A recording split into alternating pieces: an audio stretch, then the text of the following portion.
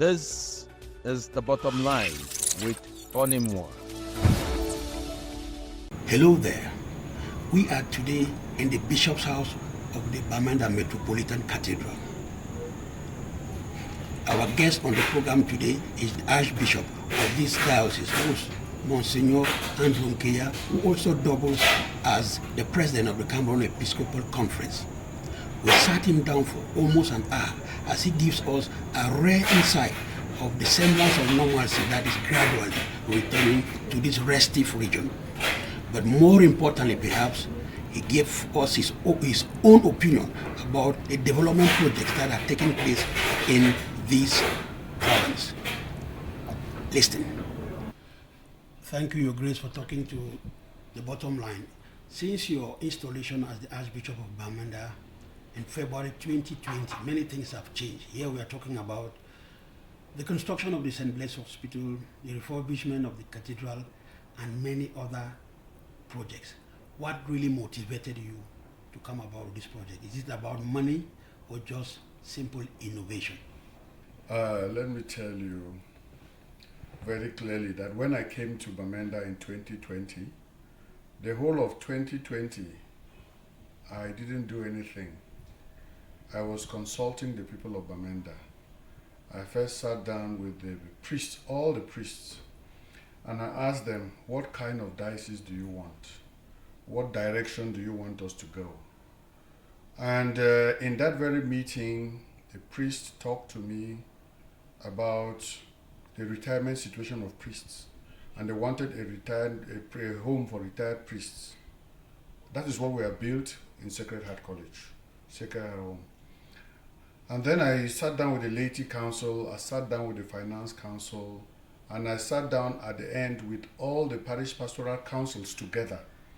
What direction do you want us to go? And all these things you see us doing in Bamenda were brought up by the people. This is what the people want for their diocese. Or they started talking about St. Blaise, or they are going to Yaoundé and Douala and Bafoussam for simple tests, etc., etc. Why don't we do something about our hospital? Okay, I took note. We are going to celebrate this year, 2025, the Golden Jubilee of the dedication of the cathedral. Can we be celebrating the Golden Jubilee of the dedication of the cathedral when ceiling boards are falling and all that? Bishop, we have to do some touches to it. And I took note about that. So all these things you see us doing, I'm just coordinating the wishes of the people of the Archdiocese of Bamenda. And I think this is the best thing that has happened, because when the people say what they want, they are ready to give you money to do what they want. So if I were doing what I want, the people will not give me the money the way they are doing. And I think this is what we are doing, the wishes of the people of the Archdiocese of Bamenda. First and foremost, the St. Blaise Hospital, that is like a reference now in the region. What's the difference between this hospital and other facilities like the Mbingo, Shishon, and the regional hospital? You see, the difference with St. Blaise is that we have tried to go a step higher. We are, as you must have gone down there and discovered that we have a CT scan waiting to be installed, and I was told when I just came. Yes, and a digital X-ray is going to be installed there. But above all, we have made hospital environment very, very attractive. People should not go to hospital with panic. People should go to hospital with a love to be there, and even when they are admitted, they should feel at home. The atmosphere should be very homely. And that is why in the construction of St. Blaise, you discover that we have used very nature-friendly material. We are built with sun-dry bricks, and those bricks act as insulation. During the rainy season or during when it's very cold, the temperature inside is more or less maintained. And so there are very few air conditioners we have put there. Air conditioners are in places like laboratories, theater, operating rooms, and all that. But in the wards, it is all just normal temperature coming from the material that we have used. This is very different. No other hospital is built like that. And we have done this to make our environment for healing very, very friendly and attractive. Yes, then Our Lady of Lourdes. For a long time, Our Lady of Lourdes has not been a popular destination as before, but you went forth to decongest it with the creation of Our Lady of Fatima. First and foremost, I went to Our Lady of Lourdes College and entered the dormitories for the first time during the COVID pandemic. I'd never entered the dormitories. It's a dormitory for girls. So then COVID hit some of the students. And I went in there to see, and I discovered that the dormitories were very congested. Very, very congested.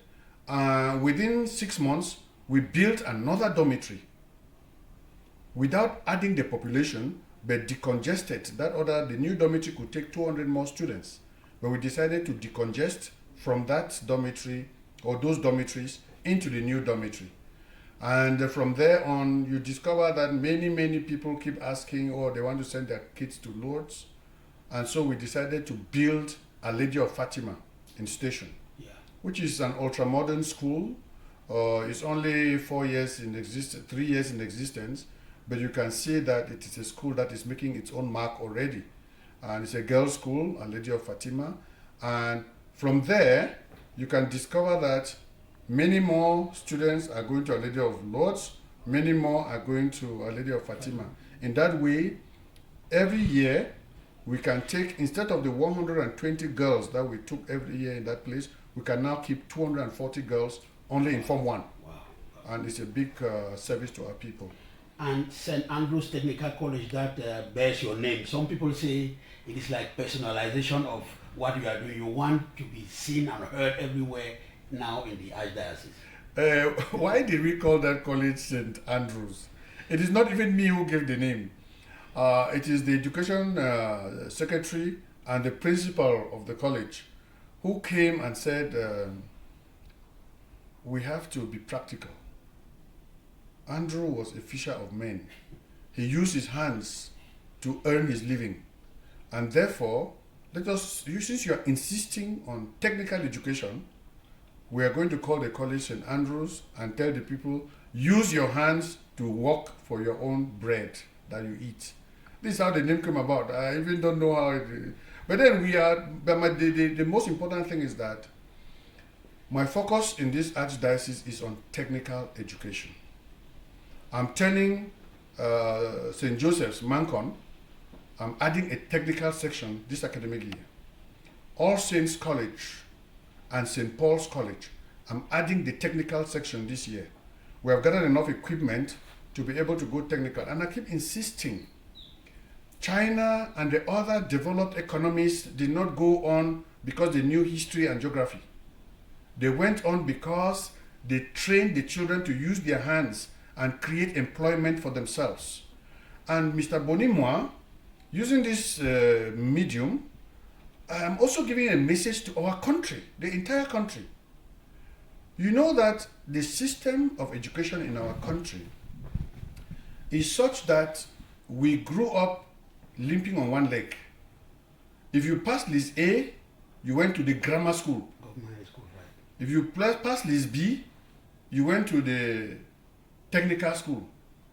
And therefore, from the beginning, we were made to understand that only dull children went to technical education. We have to change that mentality. And that is why in my top schools, I am creating technical sections so that we start producing engineers from the very young ages. I'll tell you something, this St. Andrew's Technical College, which you are calling, you discover that from Form 3, the children's parents hardly pay their fees anymore. During the long holidays, they all go to various building sites, many of which are mine. They do holiday jobs, they do all those things, they get enough money to be able to pay off some of their fees. Some of them earn 50,000 for the month that they work, and that is plowed into their fees. How can anybody say that they cannot go to school because nobody is there to sponsor them if they do technical education? There was this child who made a little car with some local material, bamboos here and there, and got the thing to drive itself from a remote control. These are brains that are wasting in Africa. And yet our educational system cannot tap these brains. And that is why I want to say that my focus in the Archdiocese of Bamenda is technical education. We are going to promote it without downplaying the others. We need scientists, we need medical doctors, but at the same time, we need engineers. Yes, from all what you've said, we've seen some of the projects that are going on, but people are still saying that maybe if the church could go into agriculture, so that people, the parishioners and everybody will know that yes, the church is for them, because without food, nothing can go.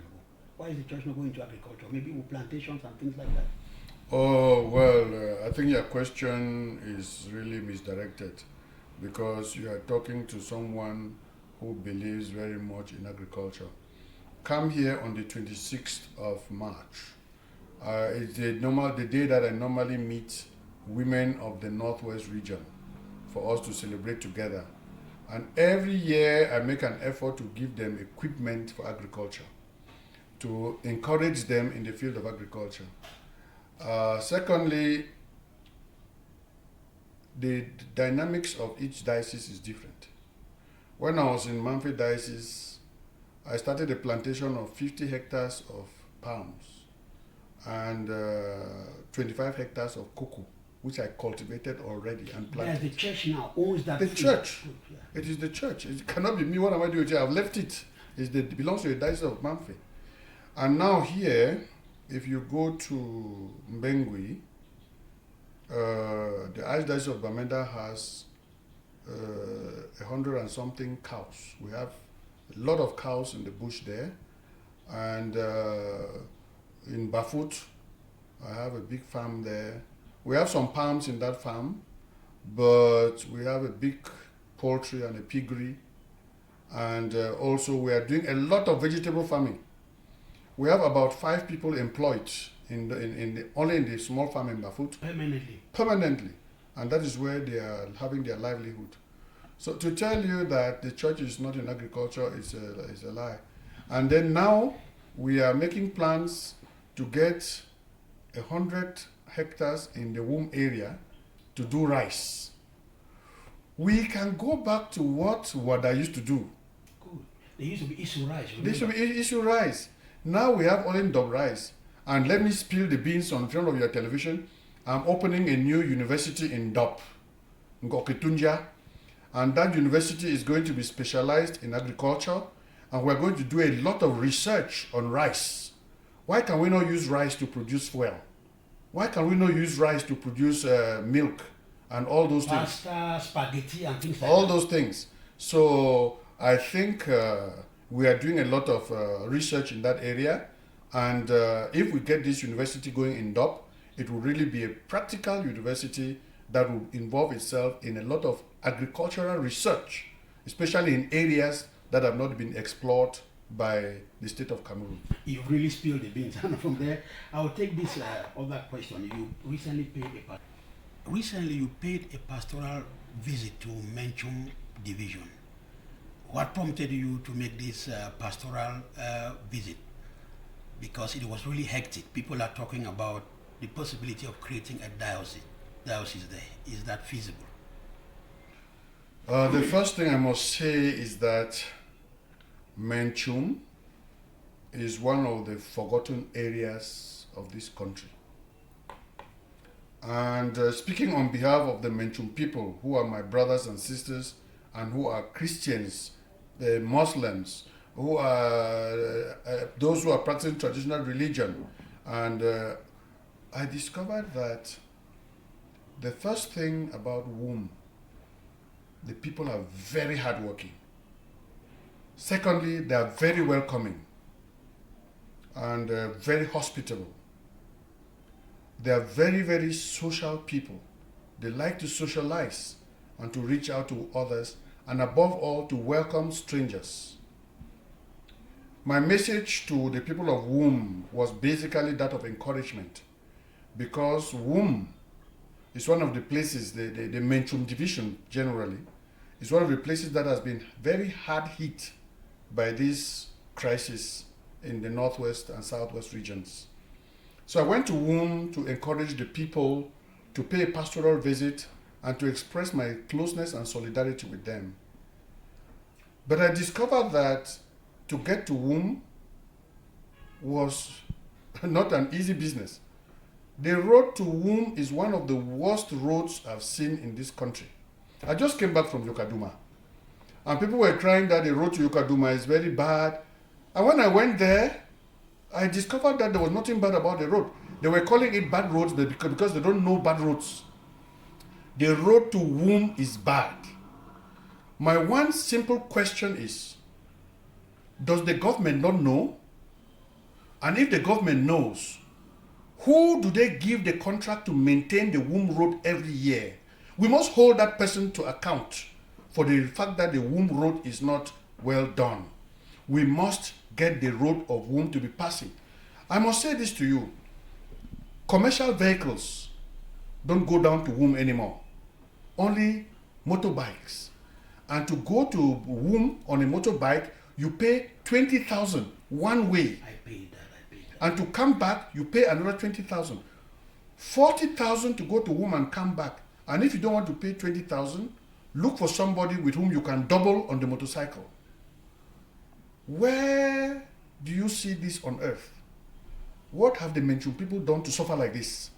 And I think that on that day, I said to the people in the church, when we were celebrating the 60 years of the parish, if you are going around and somebody sees you and says, how's Menchum?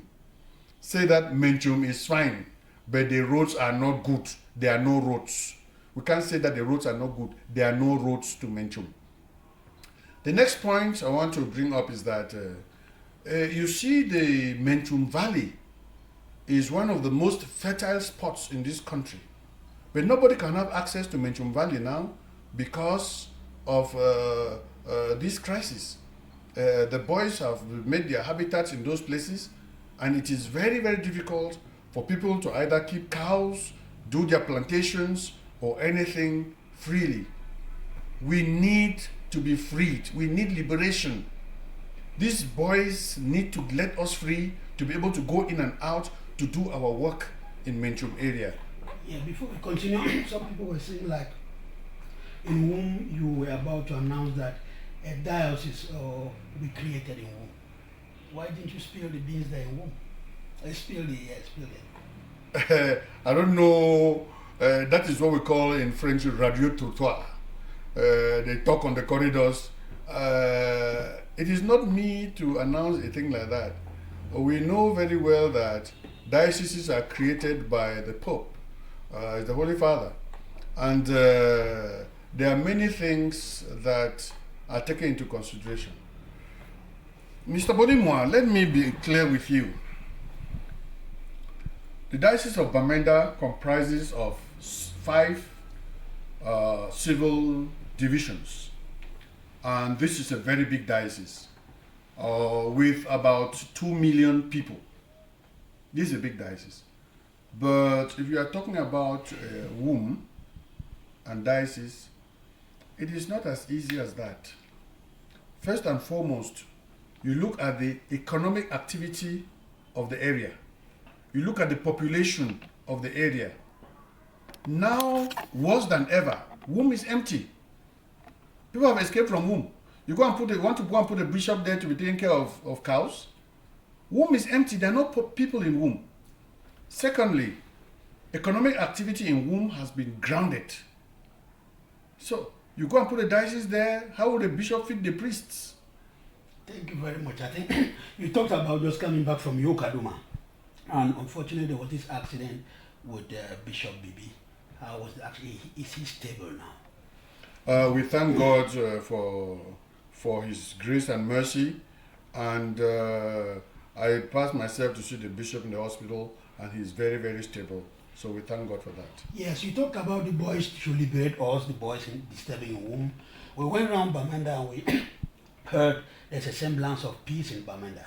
The people are saying that. So what can you say? What accounts for this semblance of peace? Well, I don't want to go into very much details, but you discover that Bamenda people have decided to take their destiny into their hands. They have decided to focus on the development of their own area. Go to station, go to the Nkwen area. I don't think there is anywhere people are building as much as they are building in Bamenda station and as they are building in the Nkwen area. The only place that still has a little problem is the Mankon, because in Mankon there's still a lot of disturbance within that area, sporadic attacks here and there. So this development is not as fast. But everywhere in Bamenda is growing. The people have decided to be wise and to learn how to live within the difficulties. That is why you see that no matter how much difficulties we have decided to go ahead. We are focusing on the problem is to sustain this momentum of peace that is gradually coming back to the region. What can be done to sustain this peace, because the momentum is there? As you said, the people have taken their responsibility into their own hands. One of the things we just have to do is to continue encouraging the people. The second thing is that the military should make themselves likable. They are there to protect the people and not to harass the people. When they harass the people withdraw. Mm-hmm. But if they are friendly, as they are proving to be, I think the coming, or I must be honest to you, General Buba's coming here has kind of turned things around, because the military also changed their strategy, and instead of treating the people as enemies, they started trying to be friendly towards the people. You must get some bad eggs here and there, but generally, I think that the attitude of the military is changing, and this is accounting for the people's resilience.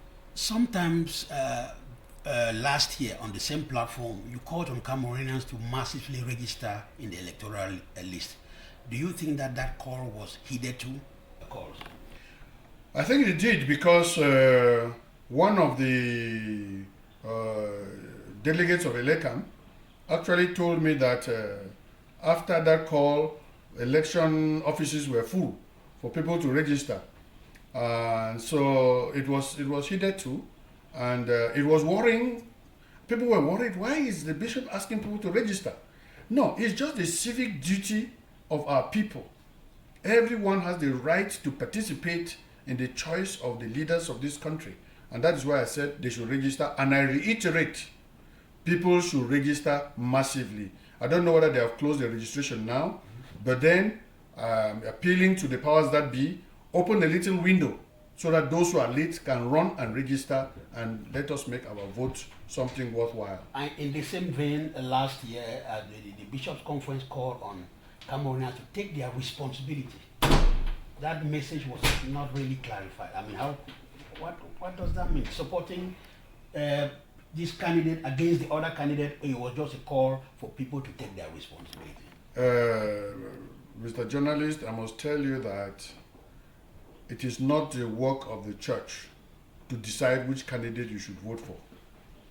But it is the work of the church to conscientize the people to be able to vote responsibly. Don't vote because you were given a bottle of beer.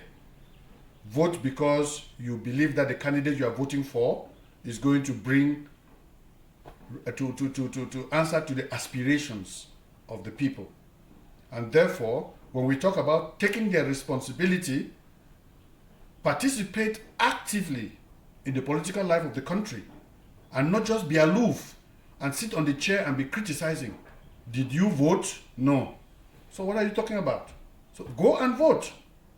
And this is what we're saying. We also mentioned at the time, we have said that many times, that a lot of the opposition have been calling for the revision of the electoral code. Yes. Yeah, these are things that I don't think electoral code can be revised between now and October. But you think it's important? It is important. Good. It's important. The reflection must go on. The reflection must continue, so that we have a code for elections that is accepted by the participants in the election process. Yeah, because that's a very important point you're making. People are saying that no matter who comes in this present dispensation, it will be difficult for him to really change anything in Cameroon. Because, for example, when you take out the Vuri division in the electoral, they have about 5 million inhabitants. but the number of parliamentarians, I think, is just about 9. In the south region as a whole, the population is around 600, 700,000 people. They have 11 parliamentarians. That discrepancy, that is where Cameroonians are saying that code should be revised so that we start from square one before we go for elections. There's something I must say to you. Being a bishop does not make me an expert on election matters. Those of you who have studied political science and you are experts, make this analysis and put them on the table. And you take your responsibility as a layman who is a political scientist. Let me take my own responsibility as a bishop who is to conscientize the people, who is to the moral voice of the people. We must all play a part. People say, oh, the bishops are not doing this, the bishops are not doing this. Bishops don't change the country. If I wanted to be president of this country, I'll remove my cassock. I am a bishop, don't be expecting me to go and be fighting. I'm not a political activist. Just like Father Aristide of Haiti, who removed his cassock and it was a fiasco. And it didn't last. We're not trained to be political leaders. We're trained to be religious leaders. So our work is appeal to the moral conscience of the people. Is not to go and enter active politics. And what is the message you have for the people of the Northwest and Southwest who have suffered a lot in the past years as we move towards these presidential elections? What are you telling them? We're also going in for regional elections. The people who rule this region, we should come in very strongly and determine who they are. And if the presidential office cannot change Bamenda, the regional office should be able to change Bamenda. And we should be able to take an active part in determining who those regional officials are. This is my first message. The second message is that we all must be able to take active part in changing the development strategy of our country. People should know how to do reasonable investments within their region that will boost economic activity within their regions. And in that way, even if the country is not doing well, generally, regions must be able to say, but we are trying our best. Planting of trees, for example. I don't need Yaoundé to come and plant trees for me in Bamenda. Cutting the grass and not putting bushfires. I don't need Yaoundé to come and put bushfires for me. We are the people who are putting bushfires and destroying our own environment. So this is my thing, that instead of cursing the darkness, light the candle. Cameroonians are becoming very much experts in cursing the darkness. Oh, the church is not working. Oh, government is not working. Oh, the journalists are now idiots. Everybody is stupid. You yourself, what are you doing? So my biggest message before, during, and after, instead of cursing the darkness, light the candle. I said this before, and I'll repeat it over and over again. This is what I keep saying to people. There are people who are specialists in cursing the darkness. Oh, this thing, the Cameroon is too dark. Oh, there is no future. There's no. But where the man is sitting, He's not lighting the candle. he's not lighting the candle. He has not even swept his house. He's sitting on dirt. So this is what I'm saying. Before, during, and after, for the whole of Cameroon, instead of cursing the darkness, light one candle. You will help one person, and our country will be changed by the candle that you have lit. Thank you for talking to the bottom line. Thank you, Mr. Boney, and it's always a pleasure talking to you. Thank you very much. God bless you, and have a nice time in all your works. Thank you. Yes. As compared to the past years, the security situation in Bamenda is getting better. We have lived in the situation from the beginning. I've been in Bamenda for about 8 years, and I'm precisely in Bafu. But now, the people are coming back. Life is getting to normalcy, bit by bit. You know, there are just these few boys who pop in, pop out, and then try to destabilize the security of the people. But out of that, security is getting back. The people are really calm because they can do their activities, they can go to farm, they can travel. in and out of town and do all that which they want to do, except during the days when the boys will insist on the lockdown. The people will respect that. That's all. The security now is at least better. There's assurance that in the next 2-3 years things will be better. And what do you think is the reason for this relative peace that we have? I think at least now I can say the government is trying to put in security measures. Like I'm a student. At first I could not go to school freely, but now I can go to school anytime I come back. I think they are really trying, and if the efforts are improved, I think in the next 2 years everything will be okay. Thank you very much. Comparatively, there is an improvement as compared to our 5 years back. So there's a gradual improvement. And what can be done to maintain the peace that you have today in Bamenda? What, in your opinion, can be done? In my opinion, I think the peace we are gradually getting in Bamenda, to me, I think it's just from the population. Getting an understanding of the ground situation and making their plans to fit with what is happening in the ground.